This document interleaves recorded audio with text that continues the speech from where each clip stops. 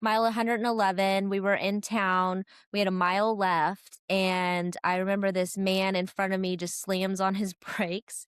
And at that point, I hit my brakes and I hit him so hard at the time. I flipped over my Handlebars? handlebars, Oh, man. still clipped in. Oh, no. No. And I like smashed on my left side. So I had like a really horrible, like my bone was sticking out. It was pretty bad. And so in my mind, I got up and I was like, physically and mentally, I was like, I can just walk the 26.2. I'm going to finish this race.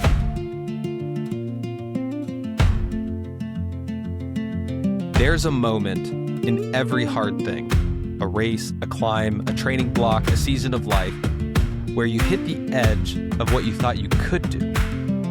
Most people stop there, but some don't. And this show is all about the ones who didn't. What they found on the other side, what they learned about themselves, and how those lessons followed them into every hard thing that came after.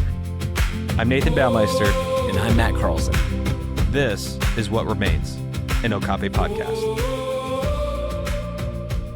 I can't tell you how excited I am, Amy, to have you on our podcast, What Remains. Thank you so much for joining us today. Yeah, thanks for having me. Yep. And for our listeners, I've had the chance, I think I've known Amy for like a decade.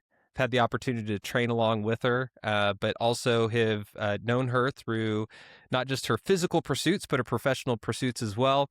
And we have been super honored and grateful to have her work with us on the Okape team too, as well, with photography and some of the visual mediums. So for our first guest, couldn't think of a better person.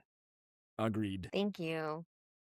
Obviously, I know you, Matt knows you, but most of the people listening, they don't know who you are. Could you share a little bit when it comes to the physical pursuits that you like to do? What are the things that you are drawn to or have been drawn to over the years?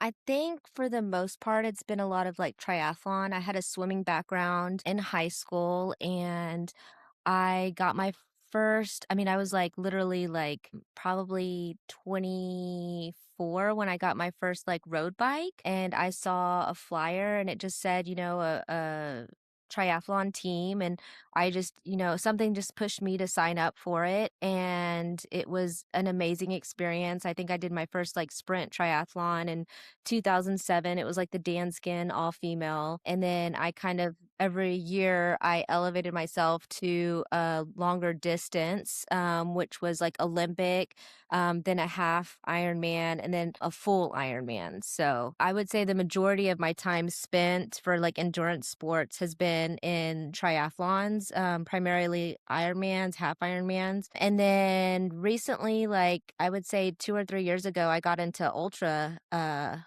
running. February, I finished my first 100-mile trail race, Rocky Raccoon in Huntsville, Texas. And it's kind of like, it's an amazing addiction. It's a healthy addiction. It's time consuming, but it's just been total game changer for me to just head out on the trails and meet different people while you're racing and just have that experience. And it's almost like your mind goes into another like universe when you're out there just like running, listening to your music. And yeah, I'm very passionate about it and I love it. And So you said back in high school, you started with swimming. So what did you do for swimming?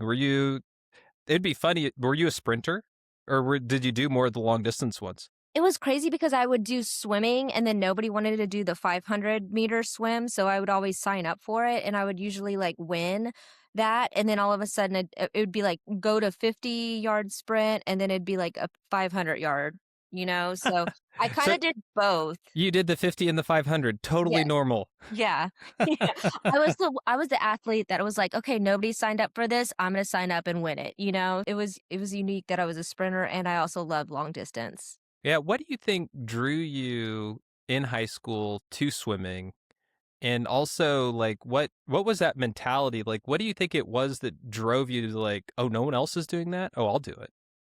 Because that's very unique. I don't think that's not something that everybody does, right? I don't know, I guess what I just wanted to challenge myself, like, I guess that my whole life, I've just always wanted to, like, push myself and see, like, if I could do it and how fast I could do it, and, once you get that, like, win, it's almost like an addiction, it's like, "Oh, can I go faster next time? Can I try harder next time? Like, how far can I go?" You know?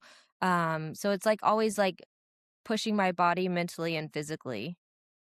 Do you have any idea where that comes from, or is that something like even as a young kid? Have you just always had that desire or drive in you?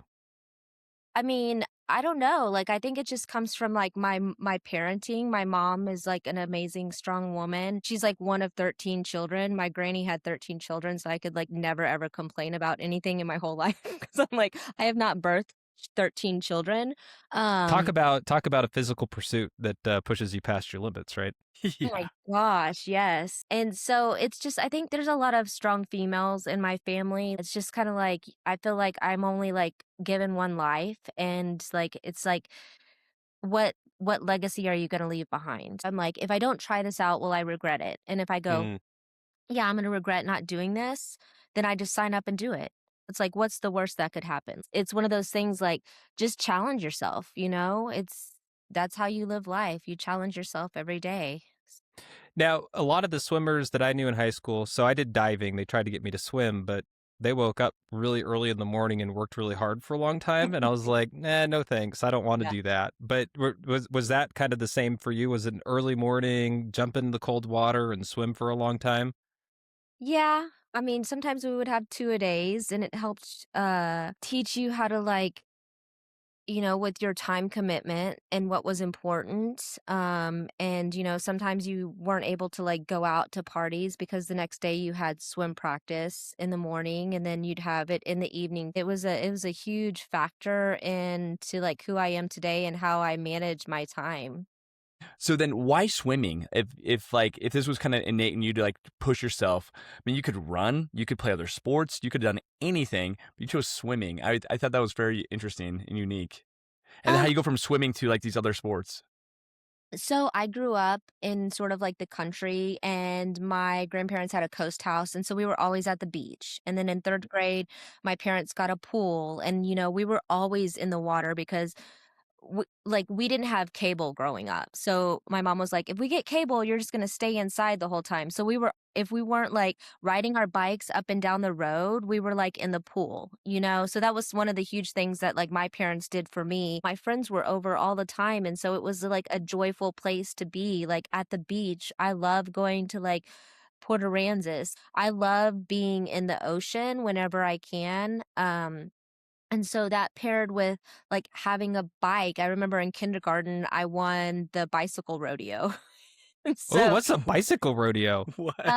It was like so basically, like, you brought in your bike, and I was in kindergarten, so I was the only one that didn't have, like, the training wheels on. You had to have, like, a light on your bike, and you had to have, like, reflectors and everything. So my dad, like, taped back then, like, we didn't have Amazon, so he, like, taped one of his or, like, he did something, some concoction, Some um some crazy dad invention. Yes, absolutely, a light, and so, it was where you had to go down a line, and the slowest you went was good, and then it was like a circle that you had to go around, and then it was like cones that you had to like we called them like loop-de-loops, and so, like, if you did that in the best time, then you obviously got, like, an award, so yeah, which is weird because I went back home and I was like, "Mom, what happened to all my trophies? Like, I wanna, like, show them in my house." And she's like, "Oh, I don't know." So, I'm Yeah, still which we all know the answer is that she knows exactly what she did with them. She just didn't want Yes. to admit it. Yeah, Yes, exactly. yes, yeah, they're probably in the garage somewhere, so,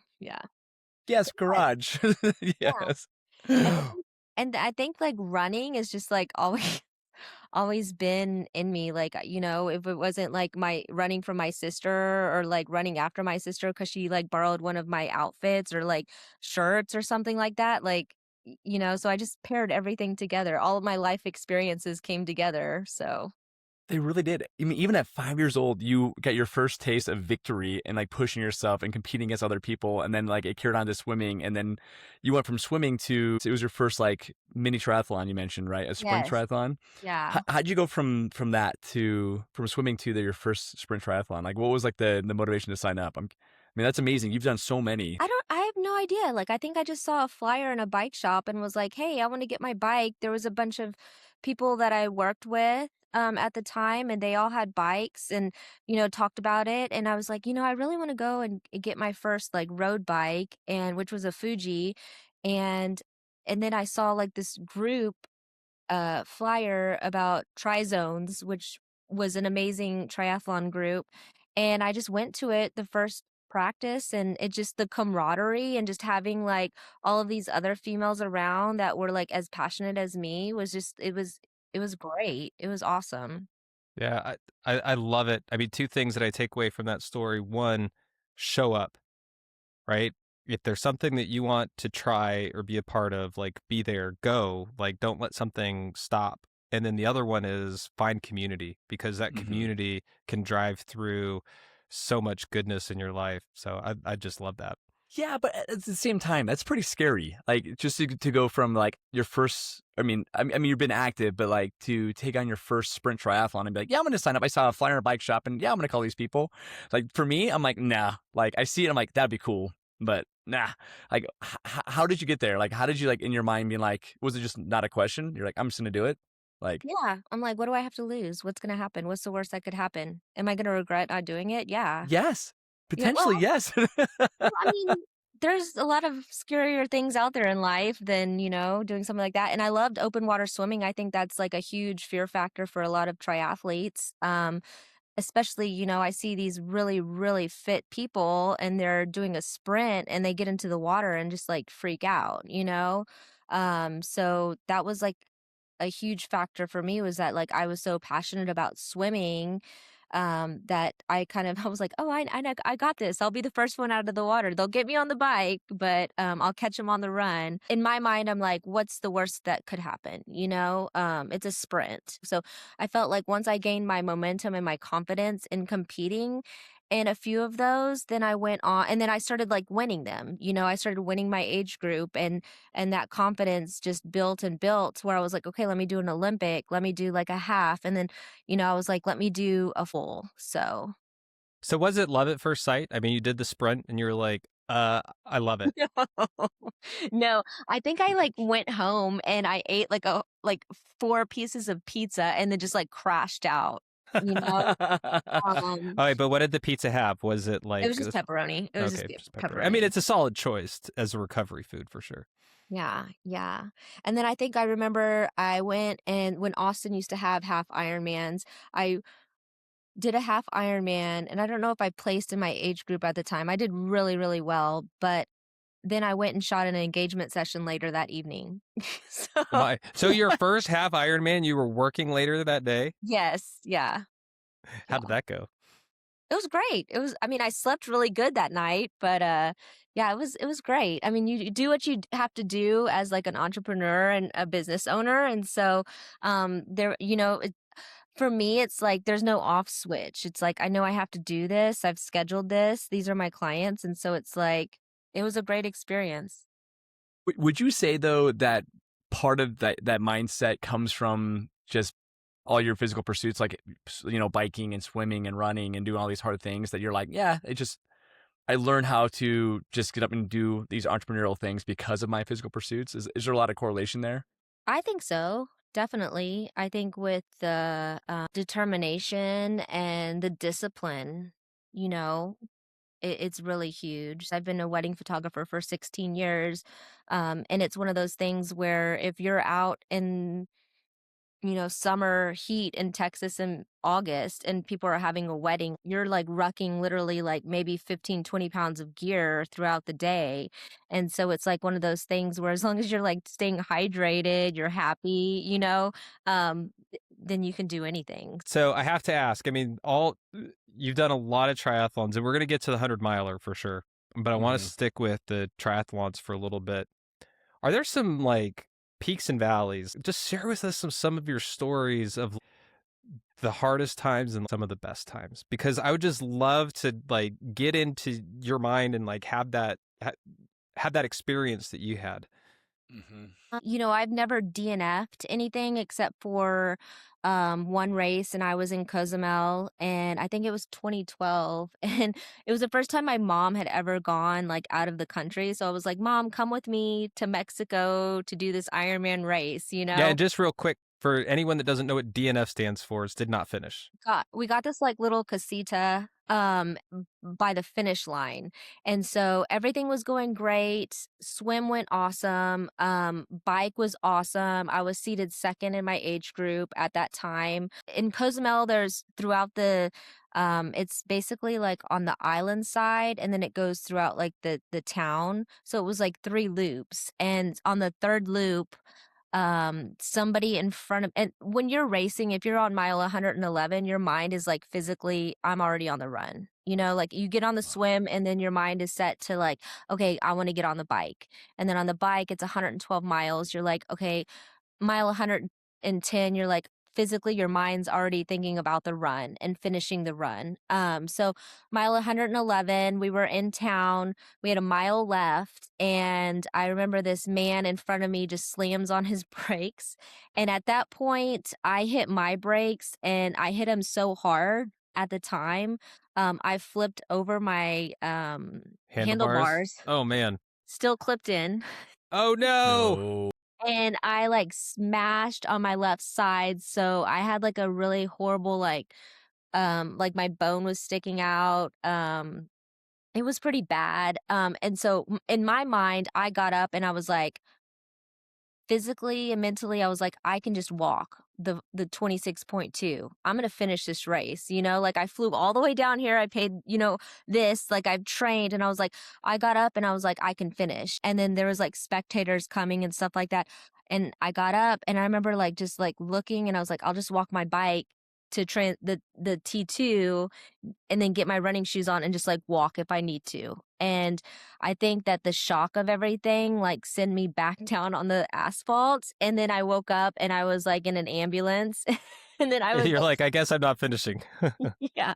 And then I was like in the hospital in Mexico and my mom had no idea where I was at. I remember just like laying on the hospital bed and I'm like, I'm in some soap opera because every doctor and nurse in here looked like absolutely amazing. I think there was some like cats and dogs like walking in and stuff like that. And finally they found my mom and she came, and it was one of those things like I did everything I could, but like physically I wasn't able to finish, obviously. But it was one of those things where I was like, okay, I'm content with that. And it did suck that I had to like spend the night by the finish line and I could hear like people finishing at the end of everything. Darn. But yeah, it's just one of those things where you have to accept it and then move on, so it was like that was probably one of like the worst feelings that I had, but it's like nothing that I could do about it, you just accept it and you move on. Well, what did you break? Was it your collarbone? Yes. Oh my gosh. I don't want to go into surgery in Mexico. Yeah, no. So I was like, I think they just took x-rays and then they gave me like the x-rays and like wrote me some like prescription drugs. But yeah, it was one of those things where once I saw other Americans coming into there from the race, I was like, okay, I'm okay. You know what I mean? And then I was Yeah. like hoping that they found my mom and then my bike. And I love how your body's first reaction though was like, all right, I can walk this. I can finish bone sticking out. You're like, that is like some really strong determination right there. Like that's incredible. well, Sorry. mile 111, it's like I'll just walk my bike a mile to T2 and then Yeah. like, but yeah. But the pain took over, or like Yes, the yeah, shock it took did. over. Just like, Yeah, oh yeah. my gosh. Yeah, I was a sometimes little I was a little upset because like the kit that I had, it was like a 2-piece, thank goodness, because they would have had to cut like my whole kit off.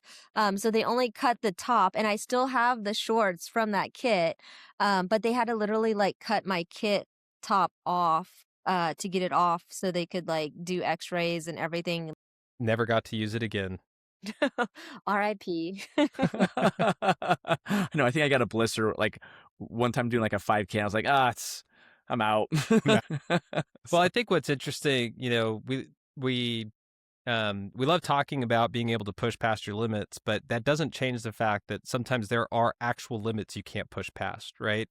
And it is important to know the difference. And, sometimes your body is the one that tells you that you can't go any further. I Yeah, mean, it's absolutely. sounded like you actually literally passed out, and that might have been a protective mechanism. Like, this lady's going to keep going. I'm out. Yeah. Yeah. Yeah. And that's very wise words, listening to your body and learning like what's going on and knowing your body. And I think that that comes with a lot of like training and experience because you know how to push yourself, you know. When I race, I have like a really high heart rate a lot of the times, and so I know that it's possible, but just listening to your body is like really huge on some of these like ultra races and knowing Mm. like what you're capable of and knowing when to like tap out. Yeah, Um, there's okay pain and then there's bad pain, right? yes, Well, absolutely. well, and then there's also the emotional pain. Like, I'm curious as to just how you got over it. So, look at the facts. So, number one, you saved up a lot of time and money training for this event. You were there with your mom in different countries. So, I mean, there was just time away from work, family, everything, financial spend. You go out there, somebody makes a mistake, not your own mistake, right? You're just protecting yourself. You break, you flip over the handlebars, break your collarbone, and then you go to the hospital, and then you have to hear people finishing. Like, how did you like just deal with the disappointment? That just seems like after that point, you're like I don't want to do this anymore. You're like, how did you just like, where you're sitting there listening, just like what was some of your self talk? That Well, just at seems like a lot. that time my mom had already found the pharmacia, so she found the painkillers. So I was happy. I was fine. I was probably like cheering with my good hands the people that were finishing. So, Matt, But the answer to the question is drugs. Drugs, yes, yes, kids, drugs. yes. And Go to Mexico, the farmacia. yes, So, and I think I came back to the States, had my surgery, and I was like, "I'm gonna start CrossFit." So that's where I kind of met Nathan. So I did that for a few years, and then, I had I think in well, I know in 2016 I had my daughter, and, I wanted to get back in shape. I was kind of had FOMO of, like, all of my friends still racing, and so then I just picked it back up. Probably I did another Ironman in 2018, so So it was after this race, you ended up taking, what was it, like an 8-year break? your break. 6-year break. So you took a 6-year break. Was it the accident that had you stop? And or like what was it that made you stop, and then what was able to like pull you back? I think it was just growing my business, like I have my photography business and I've been doing it for 16 years since 2009 and I just really wanted to focus on that. I had a really good friend, Natasha. She owns NVDM coaching. And I remember we were in the pool one time swimming and I was like, you need to start coaching. You're really good at that. And she was coaching me at the time. And she said, you need to start doing photography full time. You're really good at that. And so I just kind of like really focused on photography and growing my business, my businesses. Like I have a family line, I have a boudoir line. And I just kind of like focused on that and started doing CrossFit and found another passion. And then, I really missed triathlon and I came back to it. So As you kind of decide to really dial in on building your businesses, I'm curious, what lessons did you take from your triathlon experiences that you think served you well to build the business? And were there any things that you might have had to like unlearn a little bit? I think that like hard work eventually pays off. The grind of things like long nights, blogging, working, communicating emails, reaching out to like other vendors, venues, just being like locked in, I think, because like when you're training, when you're racing, you're locked in. And so I took a lot of that and then put it into my business of just being locked in, being focused, like growing it. Yeah, being able to do the monotonous stuff over and over again and being disciplined about it, doing what it took, and then knowing that just because I don't see immediate results, it's okay. If I keep pushing, I will see results. Yeah. And like, I mean, I have to tell Mm. people every day, it's like, you're your biggest fan. Like, promote yourself, you know? Like, nobody else is going to do it. Don't expect anybody else to do it. Promote yourself, you know? Like, I see all these like runner influencers out there, and I'm like, good for you. You know what I mean? Like, I'm proud of you. Like, a lot of my friends are like influencers, and I'm like, in the running community and the triathlon community, I'm like, kudos to you. You know, you're making a way, and I'm glad that you're promoting yourself like this in a positive way, and that's like all you can do is just be there and share them on as well. So, and the same with my business is like, you know, every day I post pictures, weddings, you know, stories of stuff I'm doing, and I'm promoting myself. So you shared one of the hardest experiences that you had in triathlons. What's one of your favorite? My gosh. Nathan, she had drugs. That was her favorite. Yeah, there's like it was the same answer. Mexico drugs, Mex- not regulated drugs. Um, Goes back to Cozumel next year to do Ironman, looks for the same pharmacy. I don't know, I think that when I probably placed, in my age group, I podiumed, in Galveston for my half Ironman, and then I podiumed in, Cabo San Lucas for my half Ironman. That was huge, and I think having my daughter there in Cabo to see me go up on stage and, like, receive an award was really huge. I think that was probably the best highlight.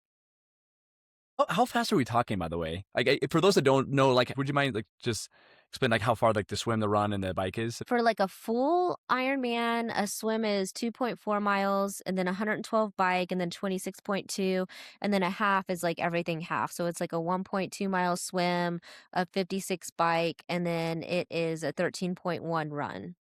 Wow. And so how fast are you doing these segments like for when you podium? I think like for my age group, which is like 40 to 45, it is around like 5 hours. Like I think I was like 5:17 for the Galveston one, and I forget what I was for Cabo. For those that don't know, that's insane. That is so fast. So that's incredible. Yeah. Wow. Well, not only is it like the time itself as compared to others incredible, but just think about doing a physical activity at a very high level for 5 hours straight. And then when you're doing a full for like 10 or 11 hours straight, or, you know, some people I know will go to like 12 or 13. I mean, just crazy. Yeah, there's a cap at 17 hours. So on the full Ironman.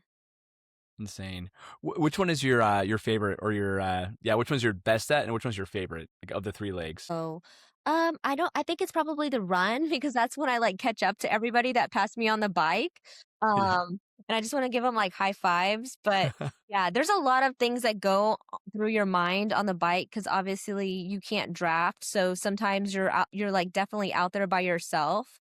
But I think it's the run, you know, because there's a lot of people on the course that are just cheering, and the motivation that you get and the energy and the push of that is really huge, and it's something that I can't explain. That's why I love doing like Ironman Texas so much because the run course is just packed with like people speculating, cheering you on. There's like Hippie Hollow where everybody gets like dressed up as hippies and they're like banging drums, and I mean it's like 3 loops you get to do that, and it's amazing. Yeah. Yeah, energy begets energy, right? Like Yes, absolutely. when you're doing these hard things, sometimes you have to find that energy within yourself, but man, is it like an oasis when someone else is there that can feed it to you. Yes, absolutely. And I think it's also like, you know, it's the physical aspect of it, but it's also the mental aspect of it. When you're on the swim, I mean, that's like one thing because people like I did Escape from Alcatraz, and so like they ferry you out to Alcatraz, and then you jump off the boat and you're swimming to shore. And obviously, like I did a practice swim before, but I mean, everybody's like, "Oh, aren't you worried about sharks or like the water?" And it's like, "No, I just don't want like the green-capped men drowning me." So it's kind of like I think my Mm. first like Ironman I did, it was like a mass start, and I felt like that at Escape from Alcatraz because like you have like there's like 2,500 people on this barge, and like every 3 seconds, three people are jumping into the water. Like it's like 55 degrees. So we all have like wetsuits on. It's kind of funny, like side quest here, but like you're on a barge, you're waiting, and then you look down before you jump off and you're like, why is it so wet on the ground and nobody's gotten into the water yet? But that's another story.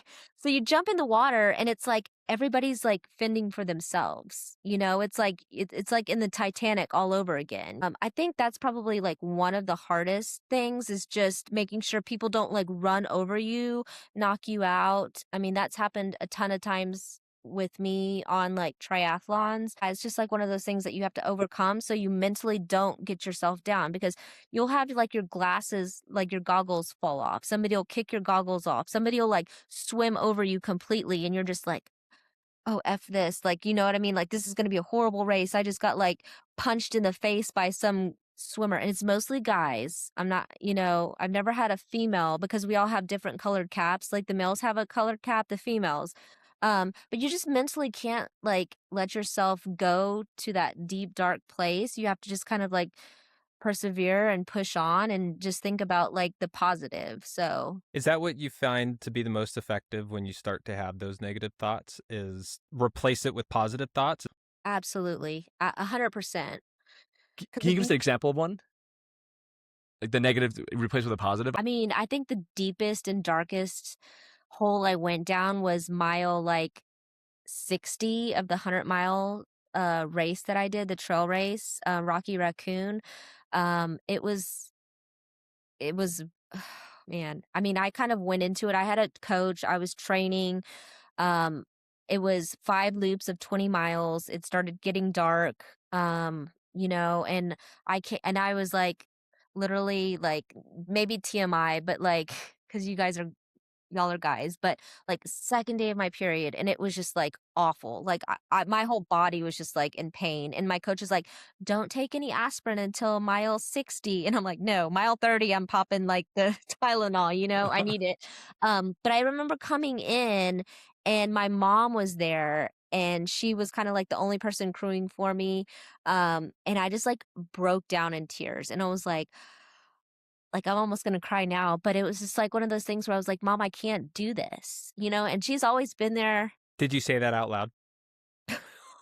Yes, like, I cried and, like, I told her that, and it was one of those things where, like, she's like, "I think I needed just somebody to tell me, like, you can quit if you need to," but she's just like, "Amy, you've trained for this, you've got this," but she was also like, if you wanna go home, we can go home, like a mom would, and I just needed somebody to tell me like, "Hey, it's okay if you wanna quit," and I was like, I just needed to hear that from Mm. her, but yeah, it was it was, like, mentally and physically, like, it was difficult, because it's like you have 40 more miles and you're headed into the dark, you know? By yourself. Yes, and so I actually had a pacer, Mike, come in from Houston for the last 20 miles who, like, saved me, but, I was out there by myself for 20 miles in, like, the pitch black, and all you hear are, like, the coyotes and, like, all of the night creatures and everything, and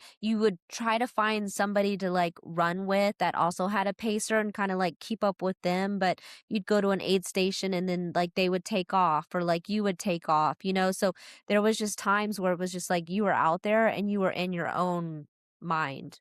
All you could do is Wow. just, like all you wanted to do was just finish, and so going into mile 80 and I picked up my pacer, Mike, I was just like, we just need to help each other. Like, you need to get me through this. And I knew like once I headed out, I was going to finish. So once I headed out on that fifth loop, I knew that like, hey, I had, I had 20 miles and I was coming in. So when I was coming in, I didn't know, but I wanted to do a sub 24-hour. I did 25 hours. Next year, I'm crushing 24 hours, but, yeah, it was probably one of the hardest things ever, maybe because I was that time of the month or whatever, but it was just physically and mentally, it was just it was very, very difficult. What do you think about what was the power in your mom just reaffirming the permission that you could quit that actually gave Hmm. you the strength to move forward?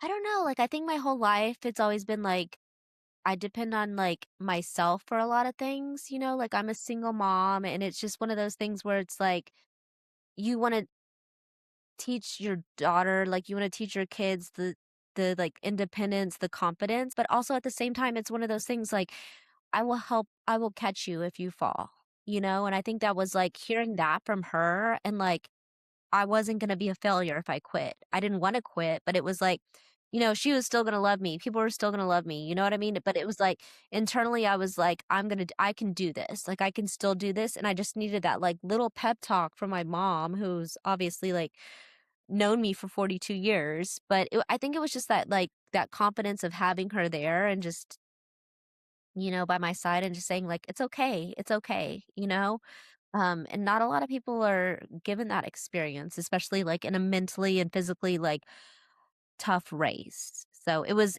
huge to have her there for my first 100 miler.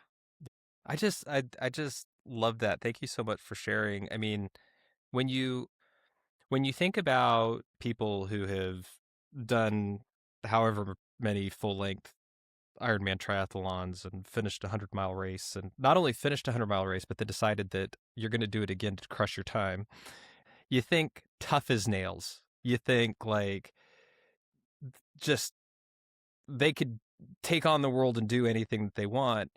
And I just love the vulnerability that you just shared, that it's not about that.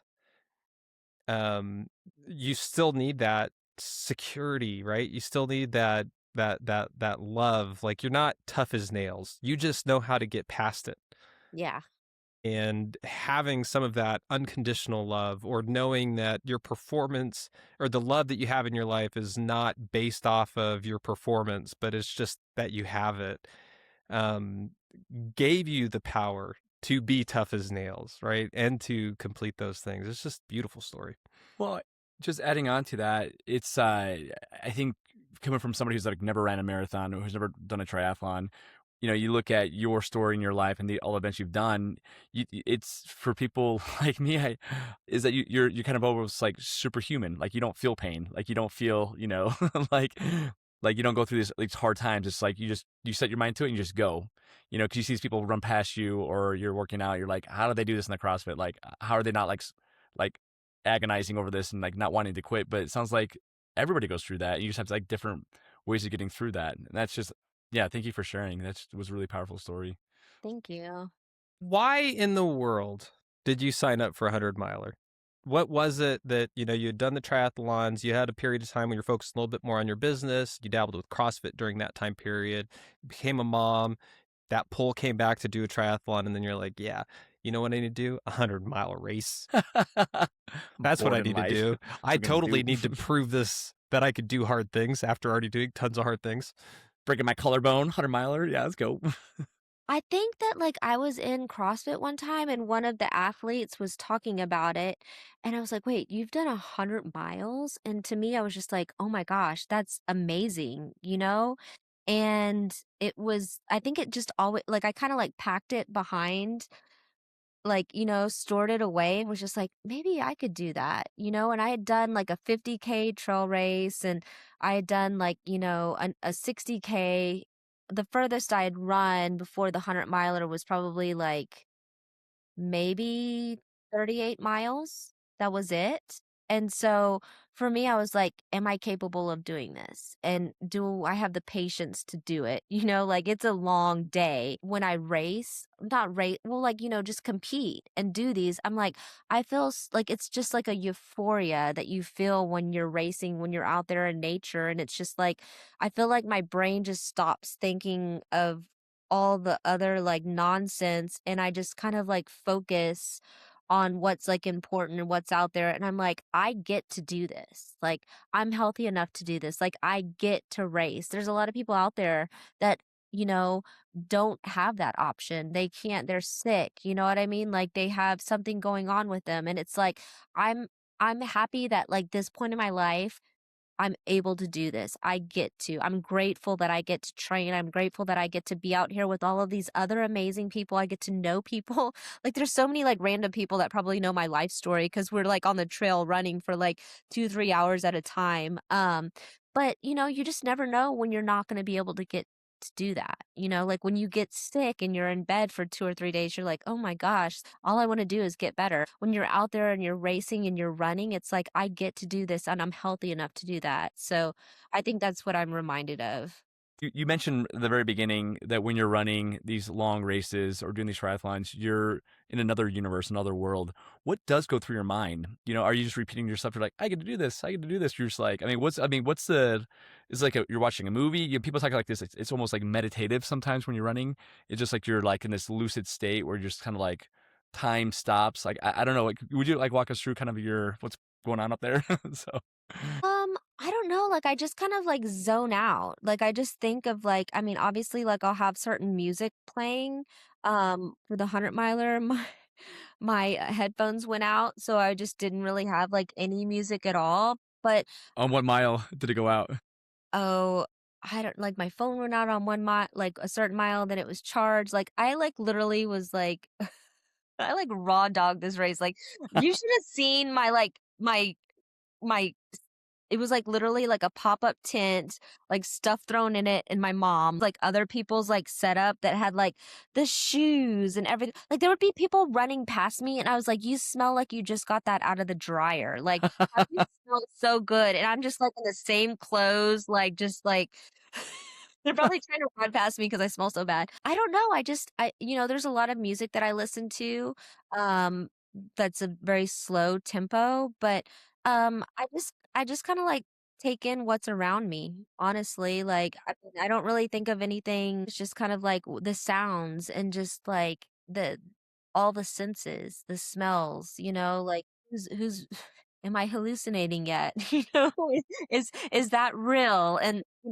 you definitely start to hallucinate around mile 70, so Nathan, I'll let you Yeah. ask your question, but I Yeah, want to dive no, into yeah, no, I was it. like, so what did we yeah. hallucinate, Yeah, Amy? no Mexico drugs involved on that one. Yeah. Just straight up 70 miles. Yeah, no, like, I think they call it Rocky Raccoon for a reason, so I remember I was with my pacer, and it must have been, like, mile, like, 94, 95, and I knew where we were coming up because the sun had started to rise, but before then, I saw, like, 20 pairs of eyes just glowing, and I was like, "Mike, do you see those eyes?" Like, are and he was, like, behind me, just making sure, like, I didn't fall behind, and, like, all of a sudden, I was like, "What are those eyes? Like, am I seeing those eyes?" And then they would just, like, scurry off, and I was like, "Those must have been, like, a family of raccoons," you know? And then, um, closer to, like, the lake in Huntsville where it was at, there was this man in all black, and he had these black poles, and he was, like, off the course and just, like, slowly walking, and I was like, "Oh my gosh, that's the bog man," like, I'm like and every time I would ask Mike something, he would never answer, so I was like, "I'm just gonna keep on, like, Oh my keep on gosh. trucking on." So, there's definitely things that, like, play with your mind, but yeah, you're just I think at that point, you're just, like, focused on finishing because you know where you're at because 'cause it's been, like, 5 loops. But yeah, it's you definitely start to, like, hallucinate. Oh, With all these um huge physical breakthroughs that you've gone through and doing extraordinarily difficult things, I'm curious, have you had the chance to apply what you've learned about yourself or uncovered what you learned about yourself in other aspects of your life? I know we talked a little bit about the entrepreneurship and starting your company, but I was curious if anything else comes to mind. I guess it's, like, the confidence, the independence, mm. I think that's really huge that you can do anything. There's a lot of things that, like, would've, like, affected me, like, in the years past, like, materialistic things, and at the end of the day, it's like, if you're healthy, you're happy, like, if you get to go out and for a run, if you get to go to, like, you know, put your feet in water, it's like, that's, like, a all you need in life, You're rich by just doing that, like, you're rich when you have oh my god, you're gonna make me cry. You're rich when you have a mom that will spend, like, 24 hours, 25 hours, like, with you telling you that everything's gonna be okay um, and is there for you at the end of the race. If you have a sister that does that, like you're rich. And I guess that's like one of the takeaways that I get from racing is that there's like so many bigger things out there in life and more important things out there in life um than just like materialistic objects. And so it just like it puts into perspective the important things in life for sure. And who's going to be in your corner, who is your community, and what you're capable of doing. And the cost of entry is worth it, I think you'd say. I mean, not maybe Cocodona, but I was thinking more of the physical cost, but yeah, that doesn't even talk about the yeah, the yeah, actual cost itself. yeah, it's huge. So Would you have got that any other way? Like that realization? I don't think so, honestly. I would have had the regret. I would have been like, am I not, like what endurance sports has given me is like far more important than any materialistic object could have given me. Just being able and being healthy enough to go out there and do what you love to do and meet people who have the same perspective on life is more valuable than anything else. So, I think it's that community and that drive is just what is given me so much purpose in life and something that I can pass down to my daughter. So with that, what are you looking forward to? An amazing summer. What am I looking forward to? I don't know, like leaving a legacy to my daughter that is like you can do anything you put your mind to, you put your heart to. Begs the question. Like for a lot of people, I think they look at what you've done and it's so inspiring, right? And it's also so humanizing. It's like, hey, this is somebody who's done some incredible things in life and is also, having to, entrepreneur, run her own business, is raising a child, single mom. Where do you find the time? How do you train for these? Because these are not like going to the gym for an hour. I mean, you're putting in many, many hours a day. And like, how do you manage it all and balance it all? Like, that's just so impressive, for people who are just like, 10 minutes around the block. I don't have time for that. I'm too tired, or like, I don't have time. You find things that are important to you in life, and that's I think that's what it's about. Ava's at an age where it's like, "Hey, can you, can you hang back at the house while I go do a few loops in the neighborhood?" I live in a neighborhood that has trails and stuff like that, and so, that's really important. But I remember when she was little, I would be in the garage on my trainer on my bike, and I'd have all of these things, all of like she'd have like circuit training with play toys and everything like that while I was on my bike. So it's just like you make time for it, but then you also Mm. for family after. But, early mornings, getting the work done, answering emails, editing photos, and then it's time to train. And then, if Ava's there with me at that time, then, I'm incorporating her with it, or she's hanging back at the house for a little bit, or she is at a friend's house, or you know what I mean? It's a community. We all help each other out, but that's Mm. just finding time for the things that you love and what's important to you. Instead of like, sitting on the couch and watching like a Netflix series. Like I told you, my mom did the best thing by not like having us grow up with cable. So, like I rarely have the television on throughout the day. No, what a gift, what a blessing. I Yeah. mean, yeah, that's that's amazing. There's so much life lived outside of the TV for sure. What do you hope that Ava does she like join you in a lot of these like events now? Does she like train with you or run with you? Does she have like kind of an affinity for exercise as well, or So like yesterday we rode bikes. She did her first triathlon, which was like so one? stressful. My mom was there with me and she was a second out of the pool and I was like, Ava, you're gonna be right here. So your transition's this way. And she was the first out of transition. She got on her bike. Bless her heart, she's like, at the end of the bike, she's like, "Mom, the bike seat was not did not feel good." And I was like, "We'll get you some, like, padding later or something, like a tri kit or something." And then she went on the run, And I was like, "She should be back by now." And literally, I was, like, biting all my nails off. I was like, "Where's she at? She needs to be on the run." Like, like, she goes out on the course, and then my mom looks at me and she goes, "Oh, now you know how I feel when you race." And I was like, "Are you serious?" I was like, because I was, like, having heart palpitations. I was like, "Where is she at? She should be in already." You know what I mean? And she literally, like, came in, flew past us, finished, but it was, like, one of those things where she, like, was so proud of her medal, you know? She does swimming, she's, like, we have her, like, I have her ribbons, hanging up, so she can see it. So she's quite proud of her accomplishments, and I'm quite proud of her. She's an amazing, amazing human being. I asked her the other day, I was like, "Hey, do you want to do an Ironman with mom one day?" And she's like, "We'll see." So I'm like slowly like putting that in her mind. Is And that she's 10, right? Yes, yes. That's incredible. Yeah, she wouldn't do it until she's like 18 or so, but yeah, I'm slowly like planting that seed because that would be my dream is to do an Ironman with my daughter. Oh, that would be Yeah. amazing. Wow. So, last question. And it's the question that we're going to be asking all of our guests. Is so after everything you've been through, everything you've pushed past, what remains?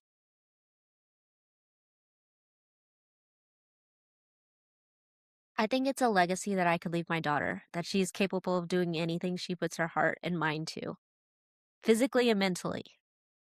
So, yeah. It's beautiful. Thanks for making me cry, guys. Look at us cry. Oh my Yeah. gosh. No, It's amazing. I'm so inspired. I think, okay, so I have one last thing because I've been thinking about this. And I remember when I was in kindergarten, I was we were all at lunch and we had to sit next to each other like while we eat. We all had our like lunch boxes, the plastic ones that were like either like, Care Bears or Teenage Mutant Ninja Turtles. And this boy, Randy, I know his last name too, but he sat right next to me and he was on the edge and he was like, "My dad's better than your dad." And I was like, "No, he's not." And he's like, "Yeah, my dad's better than your dad." And I got so upset. I was like, "No, my dad's better than yours." And I like pushed him off and he fell on his lunchbox. And I remember having to go to HEB to like buy him a new lunchbox. But I'm like, "No, Ava, now you can really like say that your mom's better." That's awesome. That's what I'm leaving behind is that your mom is better than the other. No, just kidding. It's a little bit kidding, but yeah. Just say you're capable, right? And I do think that there Awesome. are a lot of people in this world that live a life of quiet desperation.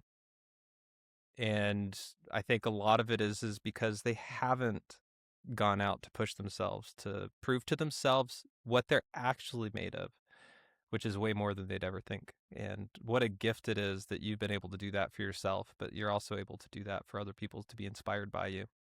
Yeah. Yeah. I always hear all the time, like, "Oh, I could never do that. I could Okay, I never run could. 100 miles. I could never do an Ironman." And I'm like, literally, like when I was 22, before I signed up, I could barely run up to the stop sign without like stopping, So it's one of those things where if someone tells you you can't, you can't, you can't, in your mind, you're going to say, "Okay, I can't do this." But like, think outside the box. Like, you're capable of doing anything you put your mind and heart to. So, Mm. that takeaway, I think anybody can do it. Well, that's Amy's story. And like every story on the show, the finish line wasn't really the point. If something in this episode stayed with you, write it down. Sit with it. And then go do something with it. If you're not on your path yet, this is your sign to start. It doesn't have to be big. It just has to be real. New episodes are dropping all the time. Subscribe so you don't miss the next one. And if this show meant something to you, share it with one person who needs to hear it. I'm Nathan Baumeister. And I'm Matt Carlson. This is What Remains, an Okape podcast. We'll see you next time.